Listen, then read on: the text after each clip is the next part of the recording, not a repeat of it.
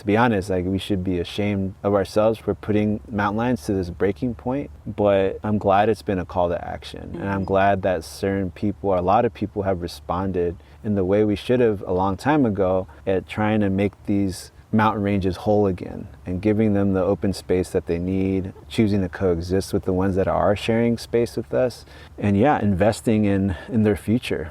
Which is not just their future, but it's all of our futures, because their presence means a healthy ecosystem.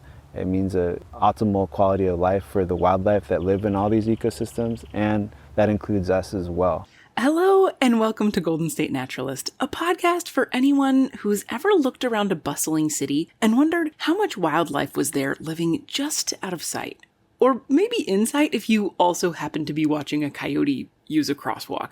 I'm Michelle Fulner, and today we're examining places we don't normally associate with wildlife, because today we're talking urban ecology with Miguel Ordeñana, whose voice you just heard. In this episode, we'll discuss behavioral plasticity, a beloved Angelino mountain lion named P22, what it means to be an obligate carnivore, why raccoons and coyotes are better adapted to city living than mountain lions, ring cams, the Wallis Annenberg wildlife crossing, which is going to be the largest wildlife crossing in the world, and so much more. In fact, Miguel was so generous with his expertise and shared so much with me during our interview and on such a broad array of urban ecological topics that I could not possibly fit it all into one episode. So right now, you're listening to part 1, which is about all of the things I mentioned before. And in the next episode, part 2, Miguel discusses a totally different set of topics relating to urban ecology. So that one will be about urban bats and also about better and more inclusive ways of engaging with the human populations in our cities when we talk about wildlife and conservation. You're not going to want to miss part 2 of this series, so make sure you're following the podcast wherever you listen so you'll get notified when that episode drops. And if you'd like to see this podcast grow and reach more people, I hope you'll consider becoming a patron for as little as $4 a month.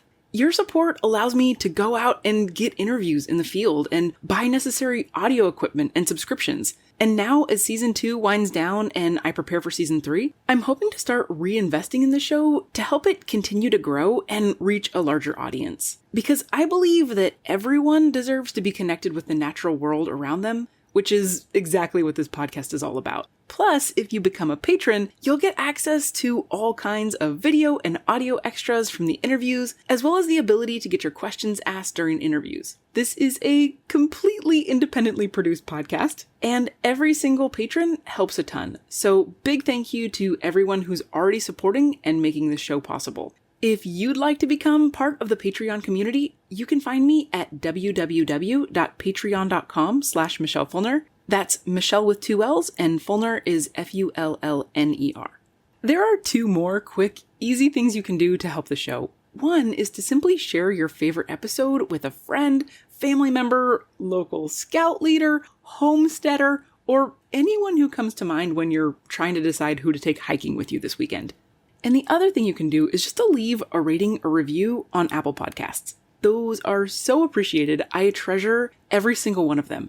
I actually take a screenshot of all the reviews and save them in an album on my phone called Podcast Love in my photo app. And I look at them when I'm sad. So thank you to everyone who's already written one. If you want to see the places where these interviews take place, along with my other outdoor adventures, you can follow me at Golden State Naturalist on Instagram or TikTok. My website is www.goldenstatenaturalist.com. And if you go there and you click on store, you can check out t-shirts and tank tops with a little bear with the poppies on them and be all set up for summer. Also, just a reminder that this was going to be the last episode in season 2, but then I decided to split it into 2 episodes. So now it's the second to last episode in the season. After part 2 of Urban Ecology, I'll be taking a break to continue traveling for interviews and preparing for season 3. And thank you for waiting a little longer than usual for this episode to come out. The trip to Humboldt was a big success with 7 interviews in the span of 5 days, all on topics that I know you're gonna love when they come out in season 3. But now let's get to the episode. Miguel Ordeñana is an environmental educator and wildlife biologist. He works at the Natural History Museum of Los Angeles County as a senior manager in the Community Science Office. As a community science senior manager, Miguel promotes and creates community science projects and recruits and trains participants. Miguel utilizes his mammal research background by conducting urban mammal research in LA and leads the Natural History Museum's Southern California Squirrel Survey and Backyard Bat Survey.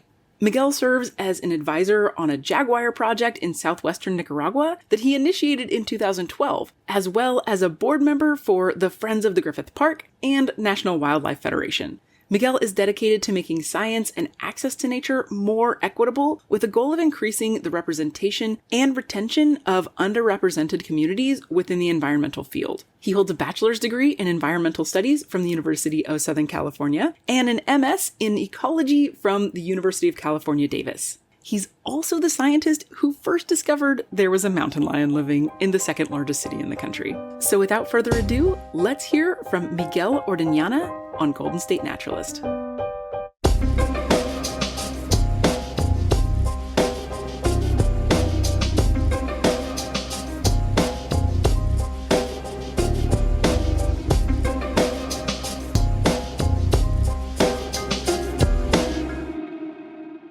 I met up with Miguel in Griffith Park on a warm summer morning all the way back in August. Miguel, decked out in a Save LA Cougars cap and a t-shirt emblazoned with the words Wildlife to Watts and a cartoon P-22, pointed out various LA landmarks and neighborhoods as we hiked a wide trail overlooking the city. Below us, just beyond the chaparral ecosystem of the park, we could see the LA River, downtown LA, and the city's suburbs sprawling as far as the eye could see.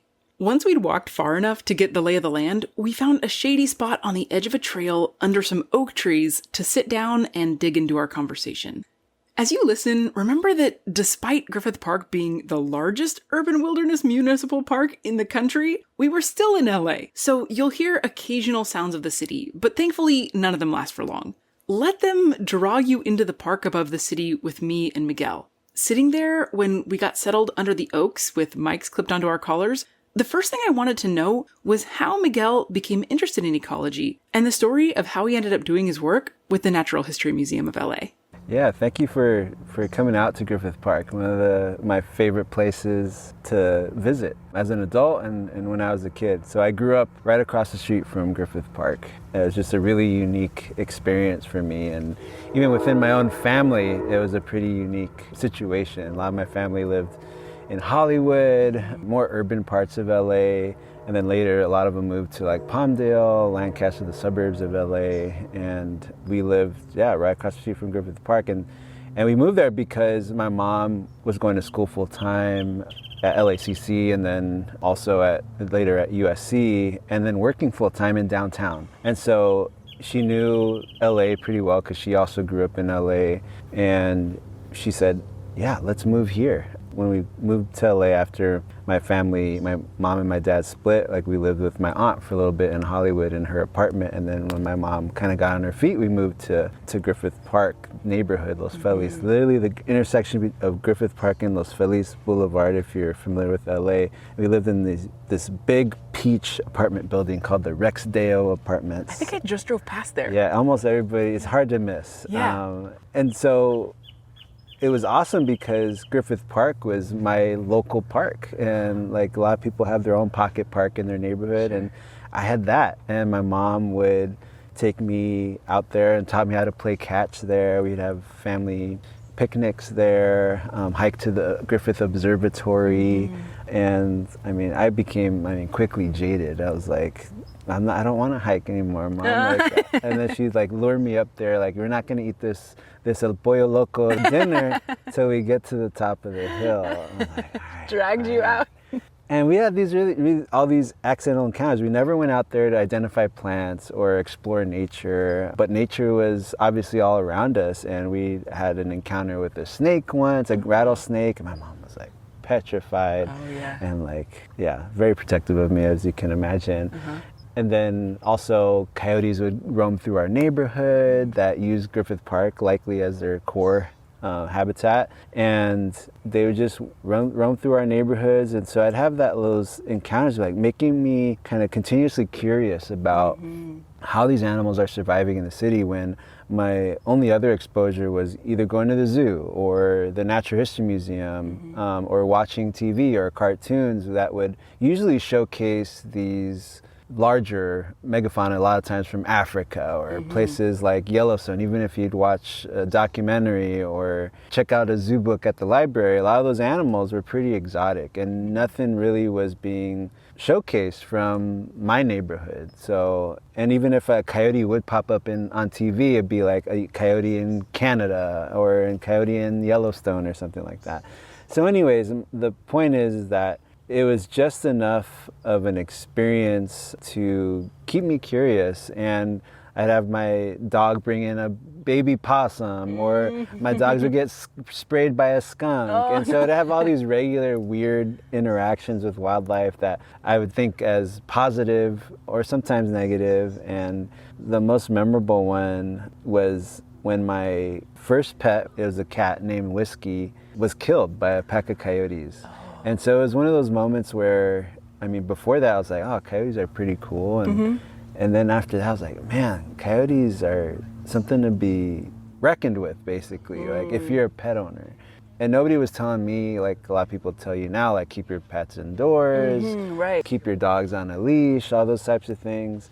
I didn't grow up like that either. My cats were all outdoor cats. Yeah. That's just the way we did it. Exactly, yeah. So anyways, that's how I learned, and it was a memorable moment. And I take that with me all the time, and as a relatable story when people are like really like reluctant to keep their cats inside or keep their dogs on a leash. I'm like, yeah, like it seems like they're happy out there, and they likely are, but there's consequences. Like you're putting your cat at risk with coyotes out in the neighborhood or in the ecosystem, but also you're putting native birds and lizards that they eat that are not adapted to defend themselves against cats. And even the most lethargic fat cat is a really great predator, and it can do a lot of damage to the ecosystem.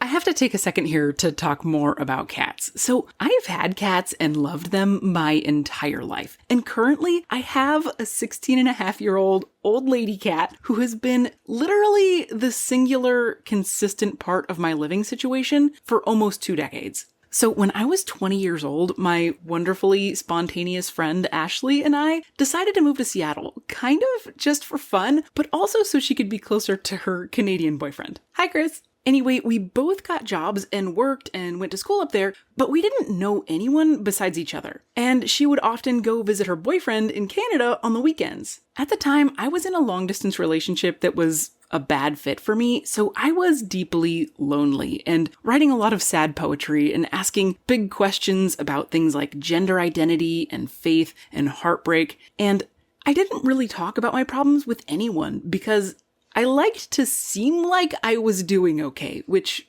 was of course a problem because I didn't let anyone help me. So I did what any reasonable person would do in this situation and decided to solve my problems through pet ownership. I went to the shelter and got an adorable, feisty little tuxedo kitten named Wendy, who became the most consistent companion I would have for the next 16 years. And this cat is incredibly shy, and my friends don't believe me that I have a cat because she hides whenever they come over and they've never seen her. But every night as I'm falling asleep, she cuddles me under my blankets, and she reminds me of my friend Ashley, who actually passed away more than 8 years ago now. So my cat has been an incredible comfort in my life through that and just all of the challenges and changes that a lot of us experience throughout our 20s and 30s. I could easily fill the time of so many podcast episodes elaborating on all of that, but I wanted to tell at least a truncated version of that story because I wanted to be clear that pets mean a lot to me, and this cat in particular means and represents a lot to me. But y'all, despite all of this, she's still not allowed outside. And that's for 2 reasons. One, it's super dangerous for cats out there. Outdoor cats only live an average of 2 to 5 years, while indoor cats typically live 10 to 20 years. And 2, according to the American Bird Conservancy, outdoor domestic cats have contributed to the extinction of 63 species of birds, mammals, and reptiles in the wild. And they're also putting a lot of endangered species at increased risk of extinction. Cats aren't native to North America, so our wildlife here didn't evolve with cats putting evolutionary pressure on them, meaning that they're just not adapted to these kinds of predators. And when we introduce house cats into our ecosystems here, they wreak havoc on our birds and other small animals, which includes even the most well-fed cats. They just have a very strong drive to hunt, even if they're not particularly hungry. So if you have a kitty, do your cat and all your local wild critters a favor by installing a catio or using a leash for any outdoor adventures. Or just keep them inside. I didn't know any of this as a kid, and neither did Miguel when he lost his cat, Whiskey, to that coyote, which is why he now tells the story about his cat to help both pets and wildlife while also relating to other people who love their pets. But sharing that really personal story a lot of times helps. And so anyway, kind of moving forward a little bit, I decided that I liked animals from a very young age. I didn't know really how to explain my passion. I mean, how it started. I don't know if it was watching a certain movie or reading a certain book, but it was deep. And I always wanted to spend way longer at the zoo or the Naturalist Museum or just out on our porch looking at wildlife use my neighbor's backyard at night than the average person. And my mom was like, definitely kind of recognized that and nurtured that. So that's something that I had a lot of privilege with respect to that. I had my mom, but my family in general was very supportive of my passion and they did question me from time to time. And most of that, like the teasing and all that stuff would happen like with with kids my age and my cousins and stuff like that. But all like my aunts and my dad and my mom and we're all very like open to whatever I was passionate about, and it happened to be animals. So, and that's not the case for a lot of people and growing up. So yeah, and it's also not the case for a lot of people in LA to have that nature in their backyard, or a lot of people in cities. Exactly. Yeah, it's not very, very common, and that was also not the experience of my family, and so they couldn't really relate to those connections that I had, and their parents weren't often taken to the zoo or the Naturalist Museum to the point where they were very familiar with what was in there, and then conservation issues facing African animals and those things that were kind of being featured in the zoo or the museum setting. And so it was great, but it was kind of a passion that I kind of kept to myself because I was teased and at school or within my own family, but I just kept nurturing it in my own way as much as I could, but it didn't really allow me to be the most enthusiastic student until I had opportunities to study stuff that I was excited about. And so I was a mediocre student at best, and then my mom kind of was recognizing that and was like, hey, like I gotta find something for my son. And so she found this student volunteer program at the zoo where if you got in, you go every weekend for about 6 months or so, and you learn about animal zoology and about the animals on exhibit, how to not only learn about their biology and their zoology, but how to talk about that to the public, kind of learn science communication. And so I did that, and I like really kind of soaked all that in. I loved it, and I excelled. I did really well on all the exams, and it gave me that confidence that, hey, yeah, I guess I can be a good student. I can potentially do well when I go to college. So insightful of your mom to recognize that, like, if you had that experience, that would trigger something for you. Yeah. So again, kudos to her finding that and pushing me to do it.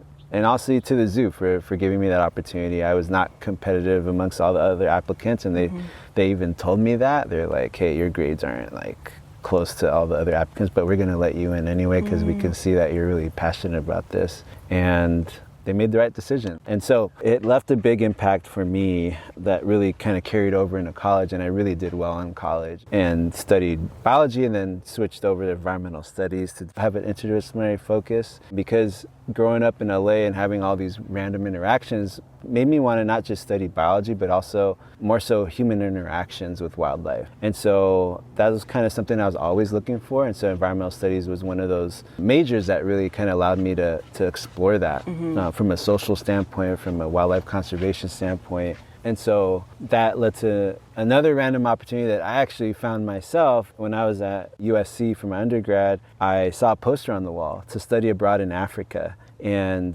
it was a dream of mine forever. I thought it was just an unattainable dream. And I applied, and I was able to use the scholarship funding I had at USC to go towards that. And the courses counted, so I was on track to graduate. And so I was like, hey, I'm going to do this. Like, it said wildlife management experience. I didn't even know what that was. And went out to Africa. My mom cried her eyes out at LAX because all she knew was what people talk about on TV about Africa. And also there was like a little bit of civil unrest at the time in Kenya, which is where I was going. But I went anyway, and it was really eye-opening. It was obviously the most inspiring place to do field research on mammals because they have the most iconic species out there, but also a really great place to take a deep dive into human-wildlife conflict because we were living in an area that was within the territory of the Maasai tribe, who are local pastoralists indigenous to the area, and had constant conflict with wildlife. And for me, but previous to that, I was taught like, oh, people who are killing wildlife are just really selfish people, and just we got to put the wildlife first. They're endangered. Some of them are endangered species. Can't afford that, and ignoring the whole social aspects of that. And so, it was a really great opportunity to understand like why the social injustices that the Maasai were facing and why they were retaliating against animals that were damaging their crops or using it as a way to send a message to the government that was basically treating wildlife better than they were treating their own community, their own tribal communities, and giving the wildlife access to water and not the tribes access to water to survive, to feed their cattle, etc. And so it was great to see both sides of that because even though it was all the way out in Africa, I think a lot of that still stays with me. All those lessons I learned about kind of really generally hearing both sides of the story and not just jumping on the side of the animal and automatically, because even if I end up kind of choosing the side of the animal, at least I have a little bit more empathy. I'm able to easily figure out a compromise that will allow people to at least listen to my side of the story versus talking about wildlife or being protective about wildlife in a way that's really, I wouldn't say isolating, but in a way that creates more of a separation between the conservation community and the social justice community, etc. And another really unexpected moment was like the professors that worked there and that taught us all our courses were local Kenyans that had a non-traditional route to their careers. A lot of them started late in their life, had a lot of obstacles, came from extreme poverty, had nobody in their families that did anything remotely similar to them, and eventually got their masters or their PhDs and are now leaders in their field. And so for me as a person that also felt as an outsider, I was in this program with mostly all white students. It made me feel like this career was attainable. And I also had a role to play. And that these local Kenyans professors had this unique skill to not only study the wildlife that they grew up around, but also to talk to the local community members and really share how these wildlife species are relevant to their lives and important to their lives, are worth coexisting with, because they're part of those tribes. They grew up in those areas and they have that local knowledge that someone dropped in from America or Europe would not have. And so anyway, that is something that was really inspirational for me, and I was inspired to go even further than my undergraduate career and get a master's degree because of that. Because they're like, hey, if you really want to kind of make a career out of this, you got to get at least a master's degree. And so that's what I did. But I was way behind all my peers. I wasn't in Boy Scouts like a lot of my peers were. I didn't have field experience, and other than that experience in Africa. But I had this tenacity that and this drive that I think helped a lot. And my mom's work ethic as someone who raised me and went to work and school full time. She didn't give me many excuses. And so I immediately like Googled like what internships are there for someone with my experience, and can't just kind of go to Africa and do that for someone for free. And I ended up finding the Student Conservation Association internship. SCA is also what it's known as. And they gave me an opportunity. What they do is they pair you with a wildlife research project with an agency. In my case, it was the U.S. Geological Survey. And I helped with the Desert Tortoise Project. Oh, cool. And so they gave me immediately hands-on experience doing field work in Southern California on a threatened species, tagging them, tracking them with telemetry, taking blood samples, and then eventually like they hired me on full time, and I outcompeted some of my peers for those jobs that had more experience than I did. And so that was really motivational for me to say that, hey, I can, if I work hard enough and I pay attention and network, like I can make something out of this. And what they kept telling me though is like, you need a little bit more experience to be competitive for grad school, because that was my goal, was going to get my master's degree. And so I was able to get that experience, and then was promoted to a crew leader on the project pretty soon after, and then moved over to another project studying bobcats in Southern California. Nice. And so that's where I got into urban ecology work, which is just definitely my sweet spot, and I've never left ever since. And so once I got that opportunity to move over to that project, I decided, hey, this is what I want to study. Once I get into grad school, this is what I want to study. I want to study urban carnivore research and conservation. And fortunately, like the people that I worked with previous to going to grad school were open to the idea and helped me accumulate data for my thesis. And it was, just the perfect fit for me. And I think a lot of people ask me like, why urban carnivores? And at the time, like my answer was really simple. It's like, urban carnivores are understudied, they're really interesting, they're elusive, and they're really interesting to me because I didn't know what a bobcat was. And I never told anybody that.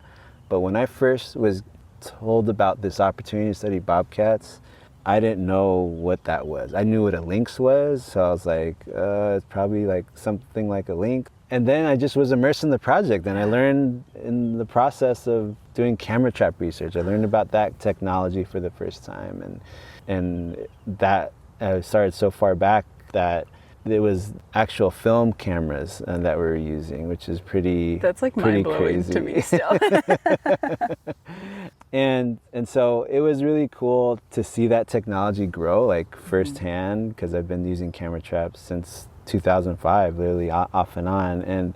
But also that the moment that was eye-opening for me was, yes, the bobcats, and then learning about the bobcat in that way, an animal that I would soon after learn that was in Griffith Park, in my neighborhood park. And we also had deer in this park. I knew what a deer was, but I didn't know deer were in Griffith Park. Sure. I didn't know we had all these different types of squirrel species, including a tree squirrel species that is basically almost extinct from the LA basin. And all those little tidbits of information, I think everybody deserves to know, and could be incredibly inspiring for especially young kids growing up in a city, knowing that these amazing species, and especially amazing species that need our help, are living right under our nose. So learning about the bobcat through that project was great, but it was also kind of upsetting because I had to wait till I was almost a wildlife professional to learn what was living right under my nose as a kid. You literally went to Africa before you knew what was in your own backyard. Exactly. Which I think really reflects a lot of our experience. All the like you said, all the documentaries you watch, so much of it is centered on that megafauna that you could put on a postcard, Exactly. And so now like my mission is to make these local animals as famous, as cool as those classic African animals like the elephant or the gorilla.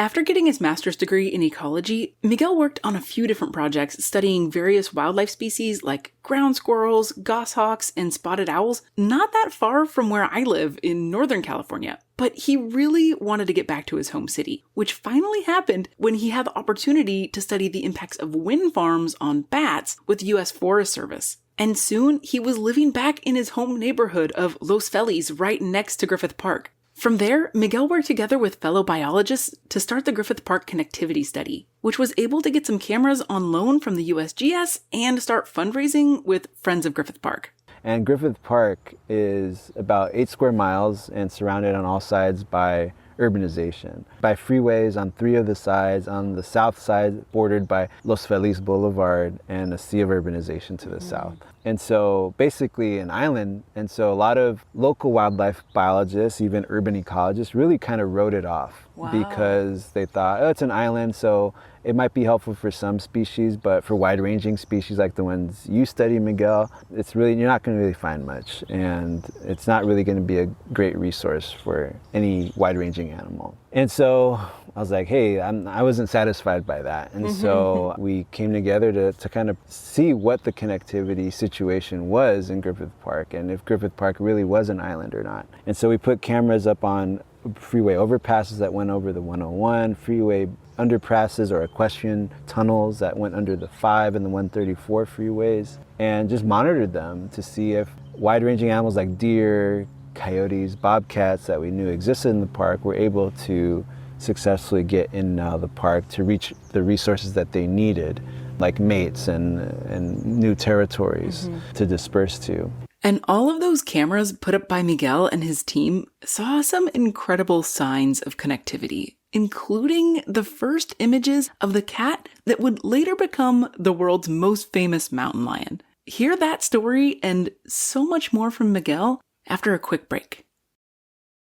Welcome back. When we left off, Miguel Ordeñana and a team of biologists were trying to figure out if Griffith Park in Los Angeles was an isolated island of inaccessible habitat or if it was connected with other areas. Within a few months, we got our answer. We got deer crossing over the Cahuenga Pass, which is the 101 freeway. We had on the freeway or over the bridges that went over the freeway. Okay, yeah. So there's little narrow sidewalks on these bridges, and they were like using those, but sometimes just walking early in the morning or late at night right through this along the road that went over the freeway.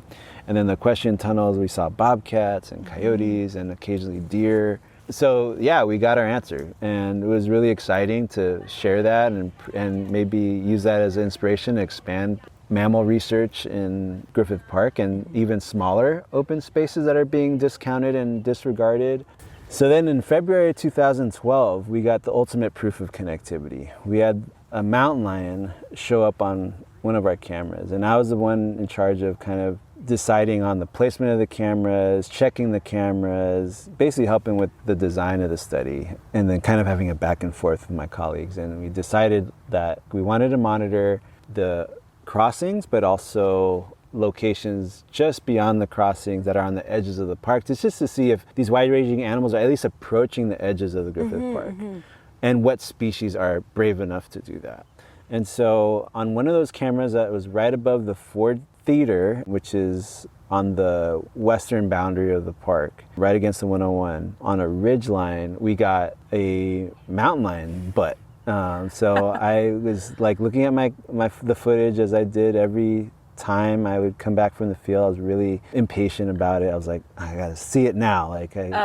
And so I was always hoping to find a gray fox or a bobcat. I never ever found a gray fox till much later after the study was over. But we got bobcats often, some really beautiful shots a lot of times, and so I was just really curious and went through rabbit photo after rabbit photo, and sometimes you get the grass triggering the camera, like going through all these photos. Sometimes it's 1,000 photos per session, and I had like my own process of doing that, and I was kind of getting bored of it, and all of a sudden this massive puma butt comes across my computer screen. I'm like, oh my God, I jumped out of my seat. I was like, at first I was like, is that a Great Dane? Because people would often walk their dogs in front of my cameras. And I was like, no, as I went a few photos back, came back to it, and it was just undeniable. It was a mountain lion, the tail, the color, the size, the paw pattern. And then also the Park Service would later tell us, like, even with that photo alone, we could tell it was a male or a female because it has a little black dot under the tail that only males create after spraying. That's the residue that they leave behind. So I had all this information right then and there, and I was speechless. But then I was like, my first reaction, I gotta tell somebody, my colleagues. And so then I look for my phone, and it's not in my pocket. And I'm like, where's my phone? And it's in my car. So I ran barefoot 2 blocks to my car and Couldn't grabbed even stop to my put phone. shoes on? No, there's no need for shoes. No time. And I called my colleague Dan and then Aaron. Nobody picked up. I left frantic voicemail messages. And I called my wife just to tell somebody what I found. And she didn't pick up either. Oh no! So I had all this really important information, at least for me. It was like I found Bigfoot or La Chupacabra for the first time, and nobody was there to listen. And literally, I say that a lot, but it's the truth, because a lot of people would claim like mountain lions live there, and there was zero evidence, and the evidence that would be shared would be like a photo of their cat or a bobcat or a coyote. And so it was just so incredible. And the thoughts that went to mind first were like, is this animal going to survive? How did it get here? How are people going to respond to it being here? And so like the next step was to let the National Park Service know, who had been studying our local mountain lions in the area since 2002, and say, hey, like, this is geologically the eastern end of the Santa Monica Mountains here in Griffith Park.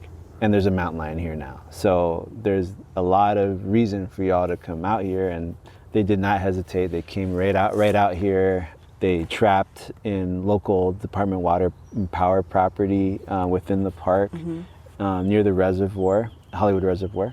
And they trapped him in 3 weeks. And they put a GPS tracking device on his neck. They took blood, and the blood was really important because the blood told them where he basically came from. Because they had this long-term study, they were able to match his blood, his DNA, with previous study animals. So they know who his family is. Exactly. That is so cool. They found out who his dad was, and his dad was P1, which stands for Puma 1. Okay. And to give you some context, mountain lion, puma, cougar, catamount, panther, they're all the same animal. It has so many names because of its wide range, and it goes through so many territories and cultures, and because of that, it has so many common names. But anyways, they use P to stand for puma, and the number to stand for the sequence in order of when the animal was captured compared to others.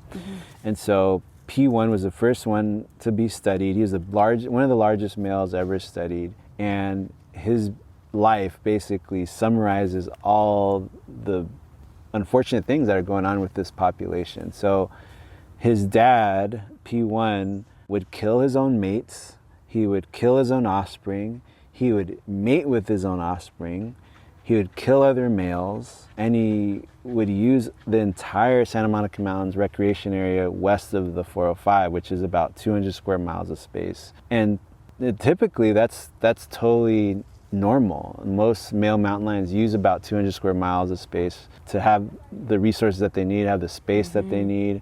But this is not just any kind of territory. This area, unfortunately, is packed with other mountain lions because they have nowhere else to go. And so other males that would naturally be more distant from each other are now sharing this space and developing this hyper-territorial behavior.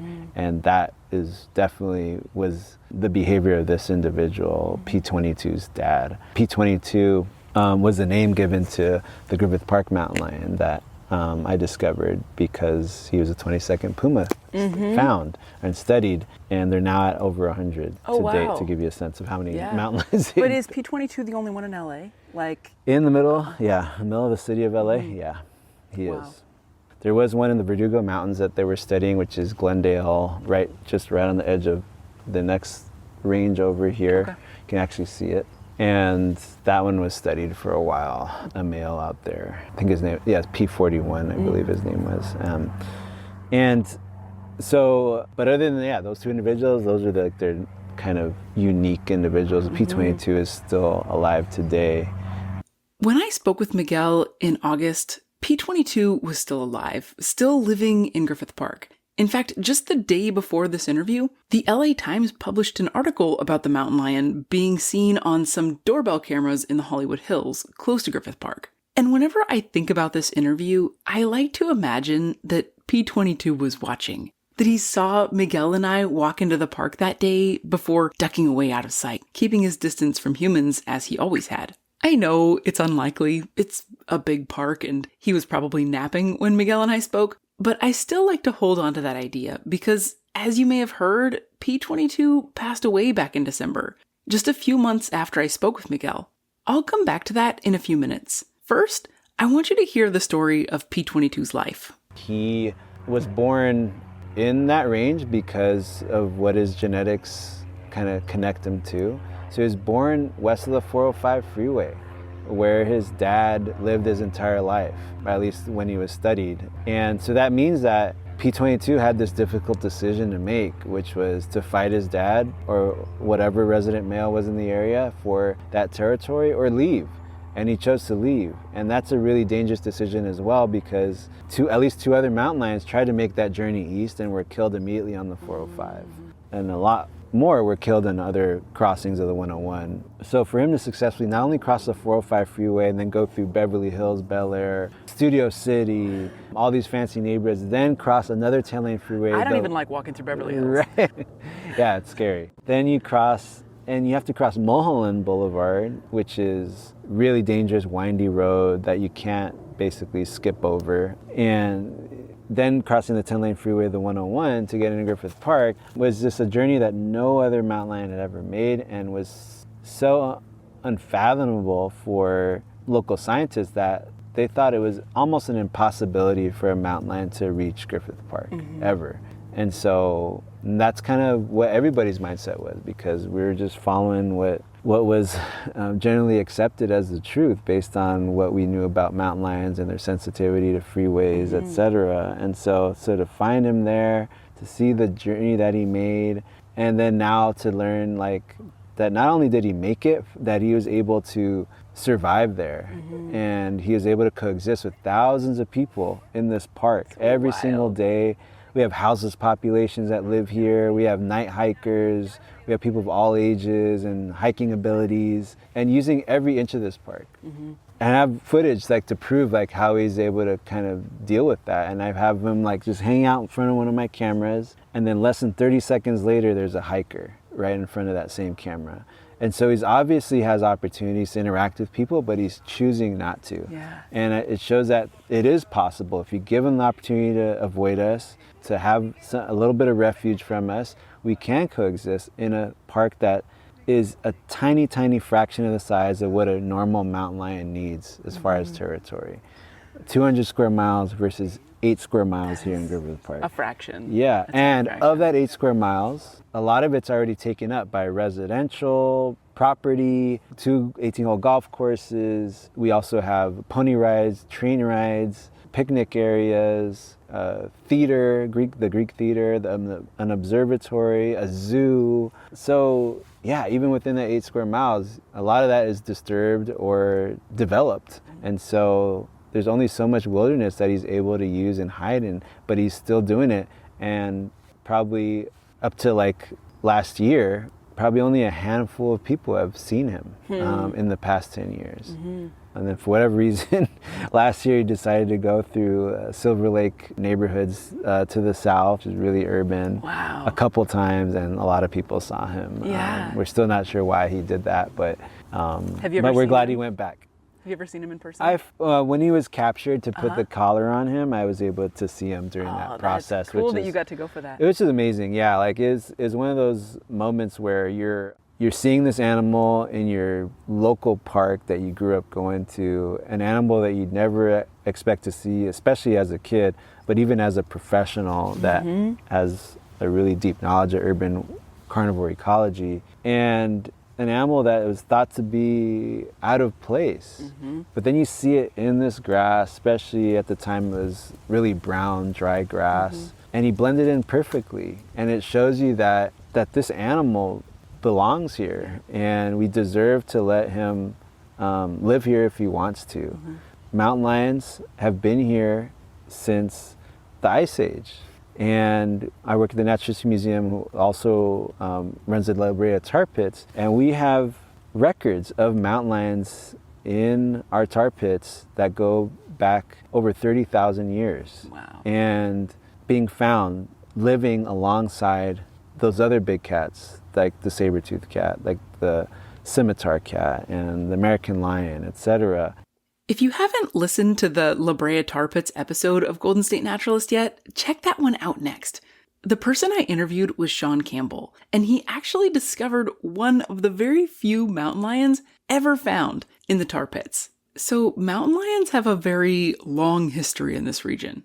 And this is the only large cat that survived the Ice Age extinction. Mm-hmm. So for it to survive the Ice Age extinction, I think proves that it's doing its best, and it's been successful for all this time at surviving under less than optimal situations and environments. Mm-hmm. So yeah, this Superman or superhero of the cat world that can adapt to live in deserts, wetlands, coastal areas, mountainous regions, you name the habitat, and it's been able to survive there, has finally met its match, its kryptonite. And it's us, it's our freeways, it's our way of life. And as a result, it's about to go extinct. Mm-hmm. After all that work, after all that evolution, after all that adaptation, it really can't survive for much longer if we continue using this space and sharing this territory with it as we have been. And so, and thankfully, scientists have been going out of their way to study this and confirm this with scientific data that they are not successfully crossing these roads and freeways. They're becoming genetically isolated, and they're also facing other dangers like rat poison exposure and hyperterritoriality at a level that's unsustainable and unnatural. And now even seeing the biological defects of inbreeding as well. And so all that's kind of coming to a head and is going to push them to extinction here locally within the next 50 years, according to local research. And so we have this huge cloud over our heads. P22 was sadly not exempt from the myriad threats facing mountain lions in highly populated areas. After making his incredible, unlikely journey, crossing 2 freeways, and then managing to coexist with humans for a decade in a territory much, much smaller than that of a typical male mountain lion, or any mountain lion for that matter, P22, who was elderly for a wild mountain lion at around age 12, started to behave strangely. He killed a small dog when, in the past, he had been able to survive on larger game like deer and coyotes. Wildlife officials saw this as a sign of deteriorating health and decided to capture and evaluate him. When they did, they found a cat 35 pounds under his usual weight with kidney disease, a parasitic skin infection, and head trauma, likely caused by a vehicle strike, among other problems. And the decision for a compassionate euthanization was made on December 17th, 2022. It was a heartbreaking day for people around the world who cared about P22, including the many Angelinos for whom he had become an unofficial city mascot. But as tragic as this story is, I also find it really hopeful how much people have rallied around the story of this cat and taken his life as a call to action. To be honest, we should be ashamed of ourselves for putting mountain lions to this breaking point, but I'm glad it's been a call to action. Mm-hmm. And I'm glad that certain people, or a lot of people, have responded in the way we should have a long time ago at trying to make these mountain ranges whole again and giving them the open space that they need, choosing to coexist with the ones that are sharing space with us, and investing in their future, mm-hmm. which is not just their future, but it's all of our futures, because their presence means a healthy ecosystem. It means a optimal quality of life for the wildlife that live in all these ecosystems, and that includes us as well. Mm-hmm. And so I'm really inspired by that. I'm bummed that it took so long and that it took this desperate situation for us to finally make a change, but better late than never. Probably the biggest, most visible example of this kind of change comes in the form of the Wallis Annenberg wildlife crossing over the 101 freeway. which I asked Miguel about. How is that going to help? Like, is that going to help animals like P22? Just maybe tell me a little bit about that. Yeah, another benefit of P22's story that's huge is that his story has been so inspiring that he has been the catalyst for an important conservation movement that will save the local mountain lion population from extinction.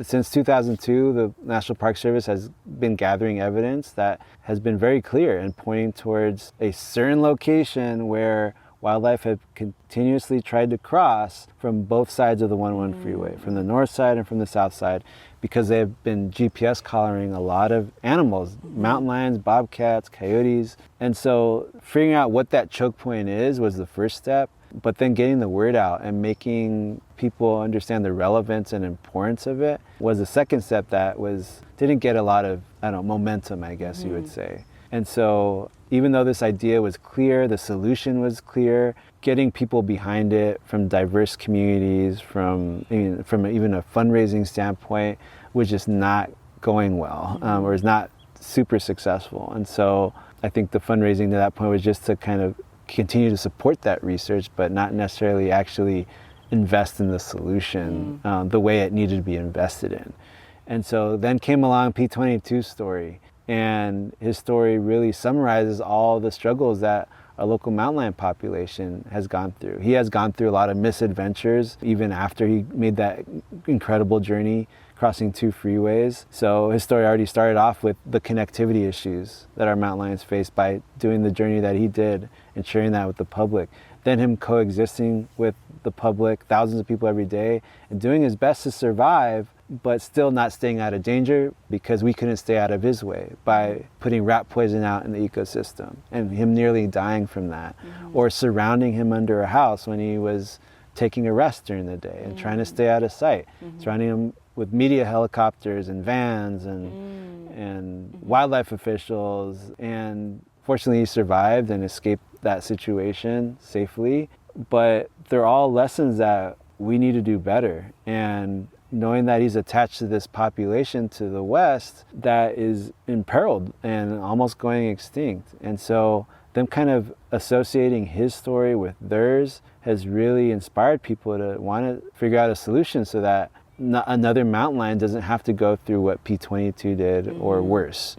And so it's been really great to see the people rally behind that from diverse communities, and also the campaign being led in a certain way that is proactively engaging different communities, because everybody deserves to be part of this process. These open spaces are for all of us, not just for the communities that live there around those immediate neighborhoods. And I think more and more people need to recognize that before they can embrace it and want to protect it, to know that it's there first of all and that it's for them, and then why the animals in there are important and we want them to kind of continue to survive. And then all these other little tidbits of information that have popped up, like LA being one of only 2 cities in the world that have large cats living within their city limits. Whoa, the other is Mumbai, India. Are you serious? And they have leopards. And that's it.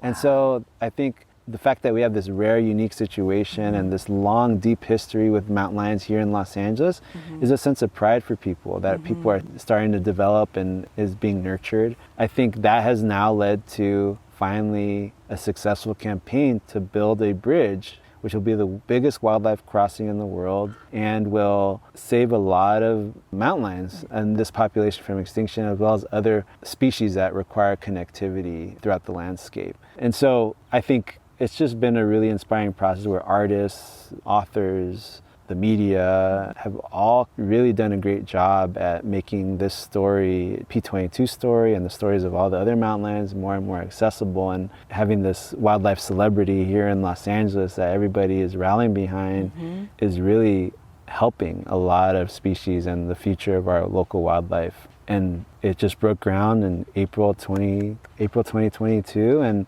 is going to be built in 2025. That's so exciting. And $90 million raised for a wildlife crossing, and for us to make such an investment in wildlife is just really sending a statement to the world and to other cities that also could do better at coexisting with wildlife. That if LA can do this and preserve the future of their wildlife and invest in wildlife, other cities should be doing it as well, and creating their own bridges and improving connectivity throughout their cities. And also, if a city like LA can coexist with a mountain lion in the middle of the city, other cities, I hope, will also think differently about wildlife, not as always a threat. And there's some parts in the state the country, where mountain lions don't exist anymore because of their perception of mountain lions, their relationship with mountain lions. And just because you raise livestock is not an excuse to not have wolves and not have mountain lions, because there are solutions, there are ways to coexist, and there's reasons why we should be coexisting.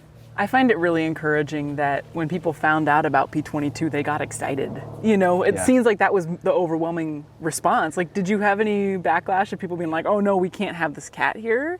There were a couple people. I would say, in my inner circle, it was about 5 people, and almost each of those individuals, when I talked to them about his ecology and general mountain lion behavior and some of the statistics of mountain lion attacks, and they really changed their point of view. And especially as P22 has continued to survive and coexist with people without incident. Seems like it's going great, yeah. It's possible. And yeah, there are attacks here and there, but they're very rare and usually under really specific circumstances. And there's measures you can take to increase human mountain lion coexistence and improve that, and things you can do to your own landscaping and when you're out on a hike, if you see a mountain lion, what you can do. We could easily do a whole episode just on coexistence, but let's just do a quick overview of what to do if you encounter a mountain lion, which is really, really unlikely. And the only person I know who's seen one in the wild literally lived in a state park at the time. But it's still a good idea to be safe so that you don't panic if you do see a mountain lion. Okay, so this information is taken from a National Park Service page called Your Safety in Mountain Lion Habitat. And it says if you see a mountain lion, the most important thing to do is to stay calm, not turn your back on the lion, and stand upright. You shouldn't approach it or run from it. You shouldn't crouch down or bend over. You can either hold your ground or back away slowly. Again, usually these animals want to avoid us. And even though I only know one person who's seen a mountain lion, I bet that a lot of us have been seen by a mountain lion. They just don't want to be seen by us. Anyway, I'll link this NPS page in the show notes in case you want to read more about it. So there's all these resources available. I think once people have those resources, especially basic information about mountain lions and how big they are, what their behavior is, and all that kind of stuff, I think a lot of people are more willing to do it. And also having, of course, P22 as this case study is he's perfect. Just cool. He's just cool. Yeah. And it's just, it's something that people can rally around and be proud of. That's great. And that's been the case for sure. I love that. How does the story of P22 and other large carnivores, urban mountain lions, these kinds of animals, how does that compare with the other types of wildlife that are existing in big cities like this? Yeah, mountain lions, are unique because compared to other urban carnivores, and this is something that came up a little bit in my research for my thesis, which is that although there are a lot of urban carnivores of varying size and ecological roles, they all respond differently to the urban environment. And a lot of that is because of their size, their behavior, what they eat. So a great comparison is a raccoon versus a mountain lion. A mountain lion, like all cats, only eat meat, so they're obligate carnivores. Unlike a dog species or raccoon or procyonids are eating a variety of food resources. Some are even human subsidized resources like garbage, leftover food, fallen fruit from your fruit tree in your yard. And as a result, they're able to take advantage of more space. If you're a smaller individual like a raccoon as well, you're less intimidating. For one, to the perceptions of a raccoon versus a mountain lion are a lot different. It's not seen as a big threat. And the other thing about size is that you don't need as much space to get the resources that you need to stay alive. And that not only includes food, but also shelter. So a raccoon can live its whole life under an apartment complex or a dumpster. A mountain lion, because of its size, needs somewhere to hide that's big enough, obviously, to fit its body, but also because it's this really large, controversial animal, and that is really perceived as a threat to people. And it has to live in an area that is also big enough to sustain a deer population. And deer are big animals that need a lot of space as well. And so all these things have to fall into place for a mountain lion to survive. And the other thing is the behavior. So a raccoon, although it's technically a solitary animal, it's very behaviorally plastic, meaning that it can really adjust its behavior to adjust to its setting. Same, coyotes are very similar. And so they'll live together, they'll cooperate with each other, or tolerate each other at least, whereas a mountain lion are solitary and really do not like being around each other, especially when resources are limited. And as a result, you can pack in a lot fewer mountain lions than you can raccoons. So if we end up hitting a raccoon on the road or a couple on the road, that's going to have a smaller dent on that population than if you killed a couple mountain lions. That could be half of the population right there, especially in an urban area. I mean, so many people have seen raccoons in their backyards. So many people have seen like skunks and possums and all those animals, but I don't think I know anyone who's just like seen a mountain lion walking along. And then another part of that behavioral plasticity, that mountain lions do not have that, period. And bobcats have a little bit more than mountain lions, but not much more. And why that is limiting is because even if there is habitat around, they'll choose not to use it because they do not feel comfortable around a certain amount of people or a certain amount of human activity or a certain level of cover, especially during daylight hours. And so as you continue to develop, and not even just develop, but like allow for more increased activity in an area, especially at night when they're doing all their work, the animals are doing all their nightly duties, you're pushing them to come out later and later, which gives them less time to find mates, to find food, and all those types of things, which really is unfortunate. And mountain lions will not only have to come out later, or they might just have to live somewhere else or try to live somewhere else. And then that causes them to try and cross roads or freeways, etc. And then that's it for them, right? So those are the key differences between an urban mountain lion, which really never become an urban, like have a different behavior, versus like urban coyotes that you probably read about, that can adjust to the urban environment, like in Chicago and Los Angeles, where they're walking through neighborhoods, weighing and understanding the traffic lights and understanding what green versus red means, and then crossing safely, and still silently, elusively using that space without people seeing them, versus a mountain lion doesn't even feel comfortable attempting that, and it's a really traumatizing experience. I'm sure coyotes aren't 100% comfortable when they're in those situations, but somehow they're able to adapt, and there's a reason for them to push themselves and take that risk, because they can eat a lot of things that we have out and available in the city, like our garbage that's left with the lid open, or cats that we leave out, or small dogs that we leave out. Versus a mountain lion, that's not enough reward for that type of risk. And so those are the main big differences between how a mountain lion adjusts to the city versus a coyote. And that's why you hear less about mountain lions adapting and colonizing in the middle of the city. Sure. Maybe they'll be passing through, but doesn't mean that all of a sudden they're coming in, they're invading our space.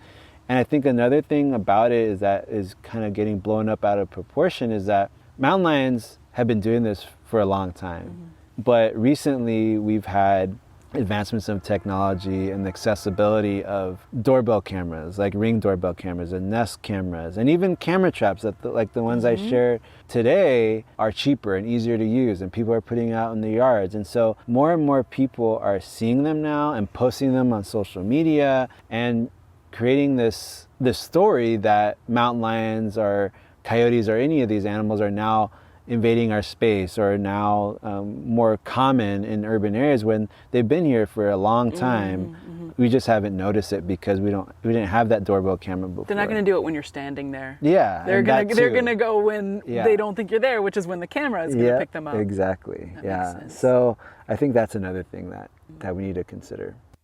Okay, there are so many more things left to consider, which will all be included in part 2 of this episode. So make sure to come back next time to hear more about urban ecology from Miguel. In the meantime, I would so appreciate it if you could share this episode maybe with a city-dwelling friend who cares about animals or ecosystems, or maybe someone who followed the story of P22, or anyone who might be inspired by hearing the story of a non-traditional path to working with wildlife. Something interesting from my week is that my whole family was so tired today that we ate cereal for dinner on a picnic blanket in our front yard. Honestly, it was glorious. I'm envisioning a spring and summer full of yard dinner picnics. Okay, thanks for listening to the very end of the episode. I'll see you next time on another episode of Golden State Naturalist. Bye!